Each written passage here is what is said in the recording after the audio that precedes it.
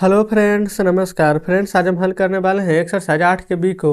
इससे पहले फ्रेंड्स हमने एक्सरसाइज 8 के ए पूरा हल करवा दिए हैं और इससे पहले वाले फ्रेंड्स जितने भी चैप्टर हैं 1 से लेकर के 8 के तक वो सभी पहले ही हल करा दिए हैं और प्लेलिस्ट बना दिए हैं। उसमें जा करके देखिए, सभी वीडियोज आपको चैप्टर वाइज मिल जाएगी। ठीक है, कोई भी चैप्टर छूट गया फ्रेंड्स घबराने की आवश्यकता नहीं है, बिल्कुल प्लेलिस्ट में जाइए। ठीक है, सभी वीडियोज आपको यहाँ पर चैप्टर वाइज डला हुआ है। तो चलिए 8 का बी का पहला नंबर प्रश्न को हल करेंगे। टाइप 1 है ना, समांतर रेखाओं के युग्मों के प्रयोग पर आधारित प्रश्न। पहला देखेंगे, बोला गया ना चित्र एल और एम, ये रहा एल और एम। तो समांतर रेखा है, बिल्कुल समांतर रेखा है। उसको तिर्यक रेखा एन प्रतिच्छेद करिए। फ्रेंड्स रेखा प्रतिच्छेद कर रही है और रिक्त स्थान को भरना है। देखिए ना, कोण 1, कोण 2, कोण 3, कोण 4, कोण 5, कोण 6, 7, 8 इस प्रकार से दिया गया है। इसमें कोण 1 और कोण 2 कोण का युग्म कौन सा है? ये जो कोण 1 है, कोण 2 है ना, ये कौन सा कोण का युग्म है? तो फ्रेंड्स इसको बोलते हैं ना संगत युग्म। ठीक है, फिर कोण 8 और 5, तो देखिए ना, जैसे यहाँ पर 1 और 2 है ना ऊपर, यहाँ पर संगत युग्म, वैसे ही 8 और 5 नीचे है, ये भी हमारा संगत युग्म हो जाएगा। तो फ्रेंड्स इन सभी को हम लिखते हुए भी चलेंगे। ठीक है, पहला का पहला नंबर और दूसरा दोनों का आंसर क्या हो जाएगा? संगत। तो यहाँ पर लिख देते हैं संगत, दूसरा में भी लिख देते हैं संगत। उसी प्रकार से तीसरा, चौथा, पांचवा। देखिए तीसरा तीसरा है ना, यहाँ पर कोण 7 और कोण 4 कौन सा युग्म? यहाँ पर युग्म होगा 7 और 4 है ना। पहले देखिए, ये रहा 7 और ये रहा 4, यही यहाँ पर तिरछा तिरछी लग रहा है ना। तो फिर अगर 7 और 4 इस प्रकार से अगर है ना, तो इसको हम बोलते हैं एकांतर अंतःकोण। एकांतर अंतःकोण, वही बाहर बाहर रहता तो उसको बोलते हैं बाह्य कोण। ठीक है, तो पहले फ्रेंड्स ये 7 है और ये भी 4 है, ये भी ये जो लाइन है, रेखा है, इसके अंदर है, ये भी फ्रेंड्स इसके अंदर है, दोनों है ना तिरछा तिरछी। तो जैसे 7 और 4 एकांतर अंतःकोण होगा ना, वैसे ही 8 और 1 भी एकांतर अंतःकोण हो जाएगा। ठीक है, ये फ्रेंड्स आगे ना यहाँ पर बहुत काम आने वाला है, तो सभी को बारीकी से समझिएगा। तो लिखेंगे एकांतर अंतःकोण। चलिए अब फ्रेंड्स यहाँ पर चौथा नंबर में देखेंगे, 7 और 1 यहाँ पर हमसे पूछा गया है।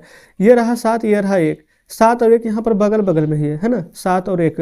तो ये भी हो जाएगा फ्रेंड्स अंतःकोण, सिर्फ अंतःकोण। लेकिन अगर इधर इधर रहता उल्टा पुल्टा, ठीक है, तो उसको बोलते हैं एकांतर अंतःकोण। लेकिन फ्रेंड्स यहाँ पर ही है तो इसको बोलेंगे अंतःकोण, एक ही वर्ण है इसलिए। चलिए अब अगला क्या है पांचवा में, कोण 8 और कोण 4। तो देखेंगे कोण 8 ये रहा, कोण 4 ये रहा, तो 8 और 4 भी सेम है ना, जिससे 7 और 1 था वैसे 8 और 4 है, तो ये भी हो जाएगा हमारा यहाँ पर अंतःकोण। ठीक है, तो इस प्रकार से यहाँ पर पांचवा भी कंप्लीट हो जाता है हमारा। चलिए अब देख लेते हैं छठा को। छठा है कोण 3 और कोण 4। कहाँ है कोण 3? ये रहा कोण 3 और कोण 4, ये फ्रेंड्स ऊपर 3 और नीचे 4। तो 3 और 4 क्या हो जाएगा हमारा? संगत ना, अभी बताए थे ना यहाँ पर, जैसे कि 2 और 1 संगत हो जाएगा, 7 और 6 संगत हो जाएगा, तो 3 और 4 भी संगत हो जाएगा। तो जस्ट यहाँ पर लिख लेते हैं छठा में संगत। तो हमारा फिर से देखेंगे ना, पहला नंबर प्रश्न पूरा सॉल्व हो गया है, सिर्फ नाम ही लिखना था। चलिए दूसरा नंबर को यहाँ पर देख लीजिएगा। दूसरा में बोला गया है कि दिए गए चित्र में ना एक्स का मान ज्ञात करना। ये फ्रेंड्स एक्स का मान यहाँ पर कैसे ज्ञात करेंगे, जो देखिए अभी ऊपर हम पढ़े हैं ना, बस उसको यहाँ पर ध्यान में रखिएगा। ये वाला फ्रेंड्स अगर 130 डिग्री तो क्या हो जाएगा, ये वाला और ये वाला हम बताए थे ना कि एकांतर कोण होता है अभी जस्ट। तो एकांतर कोण होता है तिरछा तिरछी। तो यहाँ पर हम दूसरा नंबर को सॉल्व करेंगे। तो एक्स बराबर मान ना आप लिख दीजिएगा, ये भी 130 हो जाएगा, ये 130 है तो ये भी 130 हो जाएगा। कैसे? तो यहाँ पर लिखेंगे एकांतर अंतः कोण से। ठीक है, ये फ्रेंड्स हमारा दूसरा नंबर हल हो जाता है। अब आगे बढ़ेंगे तीसरे पर, देखेंगे यहाँ पर हल कर देते हैं तीसरा को। बोला गया ना कि दिए गए चित्र में ना एम तथा एन समांतर रेखा, एम और एन समांतर रेखा है, उनके बीच की दूरी 5.6 सेंटीमीटर है। ये फिर बीच की जो दूरी है ना, ये 5.6 सेंटीमीटर है। तो पी क्यू की लंबाई यहाँ पर ज्ञात करना है। अगर पी क्यू लंब है एन पर, ये फ्रेंड्स लंब का साइन यहाँ पर है। ठीक है, तो देखिए अगर फ्रेंड्स ये वाला 5.6 सेंटीमीटर दूरी है ना यहाँ पर, तो यहाँ भी उतना ही होगा, यहाँ भी उतना ही होगा, यहाँ भी उतना ही होगा। कहने का मतलब कि पूरा बीच का दूरी यहाँ से यहाँ तक के, यहाँ से यहाँ तक के जो लेंगे ना, तो 5.6 ही सेंटीमीटर होगा। तो जो हमारा पी क्यू है वो भी 5.6 ही सेंटीमीटर हो जाएगा। आपको लगेगा कि यहाँ से यहाँ तक जाएंगे तो 5.5 हो सकता है, 4 हो सकता है, लेकिन नहीं होगा। क्यों? क्योंकि बोला गया है कि एम और एन है ना, जो दोनों यहाँ पर समांतर रेखा है, तो इसलिए फ्रेंड्स दूरी भी समान रहेगी। तो यहाँ पर आप ब्रैकेट में लिख दीजिएगा कि दो समांतर रेखाओं की बीच की दूरी सदैव समान रहती है। इसलिए फ्रेंड्स यहाँ पर जो 5.6 सेंटीमीटर था वो भी 5.6 सेंटीमीटर ही रहेगी। तो तीसरा हल हो गया है ना। चौथा में ये बोला गया दो समांतर रेखाओं के बीच की दूरी सदैव क्या रहती है, तो सदैव समान रहती है। अभी जस्ट यहाँ पर देख रहे हैं समान रहती है या बराबर रहती है, तो समान ही लिख दीजिए, अच्छा है। ठीक, अच्छा समान रहती है, या फिर फ्रेंड्स इसको अचर भी बोल सकते हैं, अब चाहें तो ये भी लिख लीजिएगा। ठीक है, तो जस्ट हमारे यहाँ पर चौथा नंबर प्रश्न सॉल्व हो जाता है। पाँचवा नंबर देखेंगे। पाँचवा में यहाँ पर बोला गया है ना कि ए बी बराबर में सी डी समांतर रेखा है, प्रत्येक में ना एक्स और वाई का यहाँ पर मान ज्ञात करना है। और फिगर फ्रेंड्स आपके सामने यहाँ पर दिया गया है। कैसे निकालेंगे एक्स और वाई का मान, देखिए सबसे पहले यहाँ पर एक्स और वाई है ना, देखिए ये वाला 70 डिग्री है ना, तो फिर अगर ये वाला 70 डिग्री है तो जस्ट ये भी 70 ही हो जाएगा।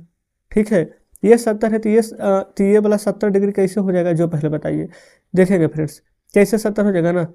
सबसे पहले बताइए ये वाला और ये वाला, क्या यहाँ पर आपको कुछ लग रहा है कि ये वाला एक दूसरे का यहाँ पर थोड़ा अपोजिट है। हम क्या बताए थे, एक संगत कोण बताए थे, एक बताए थे शीर्षाभिमुख कोण, दोनों बताए थे। आप इसको अंतः एकांतर कोण भी बोल सकते हैं, लेकिन उतना छोड़िए ना, ये इतना याद कीजिए पहला नंबर वाला कि अगर ये वाला ये दोनों अगर यहाँ पर बराबर है तो इसको क्या बोलते हैं, संगत कोण। अगर ये 70 है तो ये 70 होगा ना, तो ये भी 70 हो जाएगा। यहाँ से भी निकाल सकते हैं, क्यों, ये शीर्षाभिमुख कोण से नहीं हो जाएगा। देखिए ना एक सब आई एक दूसरे का जस्ट अपोजिट है, आप कहेंगे जी बिल्कुल, तो बस ऐसे ही बना दीजिए। पाँचवा का ये नंबर देखेंगे फ्रेंड्स, पहले हम एक से बराबर यहाँ पर लिख रहे हैं, ये 70 है तो ये भी 70 डिग्री हो जाएगा। ये होगा कैसे, संगत कोण से, याद रखिएगा। एक सब आई है, ये दोनों हमारे यहाँ पर बराबर हो जाएगा। एक्स बराबर वाई कर दीजिए या वाई बराबर एक्स कर दीजिए, ये भी 70 डिग्री हो जाएगा। ये हो जाएगा फ्रेंड्स यहाँ पर शीर्षाभिमुख कोण से। यहाँ पर हम लिख देते हैं एक्स बराबर जो 70 है ये हुआ है संगत कोण से, ये हुआ है शीर्षाभिमुख कोण से। बताइए यहाँ तक कोई दिक्कत नहीं है। चलिए सेम इसी प्रकार से ना यहाँ पर दूसरा है, एक्स और वाई दिया गया है ना। अच्छा ये वाला पहले देखिएगा ना, तो हमारा है यहाँ पर 120 डिग्री। ठीक है, ये पूरी सीधी लाइन जो दिया गया है फ्रेंड्स, ये वाला रेखा ये कितना का होता है, तो आप कहेंगे पूरा 180 डिग्री का। तो अगर ये 120 डिग्री है तो 180 में से 120 घटा देंगे तो 60 आ जाएगा ना, तो ये कितना डिग्री का निकल जाएगा, तो आप कहेंगे 60 डिग्री का। ठीक है, क्योंकि फ्रेंड्स आपको पता है ना कि एक ही ओर के अंतः कोणों का योग 180 डिग्री होता है। ठीक है, तो इसको घटा देंगे तो जैसे ही ये पता चल जाएगा ना कि 60 डिग्री का है, तो देखिए ये वाला और ये वाला ये अंतः एकांतर कोण के युग्म से फ्रेंड्स इसका अपोजिट है, ये 60 है तो ये भी 60 हो जाएगा, तो आंसर आ जाएगा ना। तो पहले यहाँ पर लिख लेंगे, देखेंगे। अच्छा कितना नंबर था, पाँचवा का बी। 180 डिग्री में से ना हम 120 डिग्री घटा रहे हैं, तो हमारा यहाँ पर 60 डिग्री निकल गया है। ठीक है, यहाँ पर आप लिख भी दीजिएगा कि तिर्यक रेखा, ये वाला देखेंगे जो तिर्यक रेखा है ना उसका एक ही ओर, तिर्यक रेखा के एक ही ओर के अंतः कोणों का योग 180 डिग्री होता है। ठीक है, इसलिए हो गया है। अच्छा ये वाला तो 60 डिग्री आ गया है, बाई का मान आ गया ना 60 डिग्री, तो अगर बाई 60 है तो एक्स भी 60 हो जाएगा एकांतर अंतः कोण से। यहाँ पर आप लिख देंगे बाई बराबर एक्स बराबर में 60 डिग्री, कैसे, एकांतर अंतः कोण से। इस प्रकार से यहाँ पर पाँचवा का ए और बी दोनों हल हो जाता है, देख लीजिएगा। ठीक है, कोई दिक्कत यहाँ तक नहीं होनी चाहिए। चलिए तो ये फ्रेंड्स हमारा यहाँ पर 5 नंबर प्रश्न हल हो गया है। इसमें देख लेते हैं टोटल कितने प्रश्न दिए गए हैं। तो टोटल फ्रेंड्स यहाँ पर ना 11 प्रश्न है, जिसमें कि 5 प्रश्न आज हम हल कर लिए हैं अभी, और बाकी के जितने प्रश्न यहाँ पर हैं 6 से 11 तक उसको कल के वीडियो में हम सॉल्व करवा देंगे, है ना। यानी आधा आज आधा कल यहाँ पर देख लेंगे इसको। तो फ्रेंड्स उम्मीद करते हैं कि पूरा प्रश्न बढ़िया से समझे होंगे, कहीं पर कोई डाउट नहीं बचा होगा। अगर अभी भी कहीं पर लग रहा है ना कि कोई प्रश्न समझ में नहीं आया है तो बिल्कुल कमेंट बॉक्स में जरूर से बताइएगा। ठीक है, हम फ्रेंड्स नेक्स्ट वीडियो में जो भी आपका डाउट होगा वो जरूर से क्लियर कर देंगे। तो चलिए आज का सेशन कैसा लगा कमेंट बॉक्स में बताइएगा। मिलते हैं हम आपसे कल बचे हुए प्रश्नों के साथ।